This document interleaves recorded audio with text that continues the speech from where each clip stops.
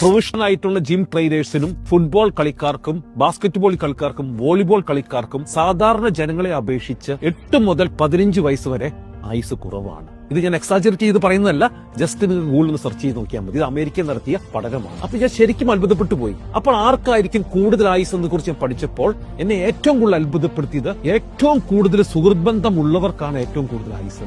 മനുഷ്യൻ ഒരു സാമൂഹിക ജീവിയാണ്. മനുഷ്യന്റെ ദീർഘായുസിന് ഏറ്റവും ആവശ്യമുള്ളത് അമിതമായിട്ടുള്ള എക്സസൈസോ അല്ലെങ്കിൽ സ്ട്രിക്റ്റ് ആയിട്ടുള്ള ഡയറ്റിംഗോ അല്ല, ഊഷ്മളമായിട്ടുള്ള ബന്ധങ്ങളാണ്. അതുകൊണ്ടാണ് കൂടുതൽ സുഹൃത്ത് ബന്ധമുള്ളവർക്ക്, അയൽപ്പക്കക്കാരും ബന്ധുക്കളുമായിട്ടും എല്ലാം സ്നേഹബന്ധം നിലനിർത്തുന്നവർക്ക് ആയുസ് കൂടാനുള്ള ഒരു പ്രധാന കാരണവും. അപ്പൊ കൂടുതൽ എക്സസൈസ് ഒക്കെ നമ്മൾ ഹെവി എക്സസൈസ് ഒക്കെ ചെയ്യുമ്പോൾ നമ്മുടെ കോശങ്ങളെല്ലാം അമിതമായി വർക്ക് ചെയ്യുകയും അതിന് ഫലമായിട്ട് അതിന്റെ ആയുസ് കുറയാൻ വേണ്ടി ചെയ്യുന്നതാണ്.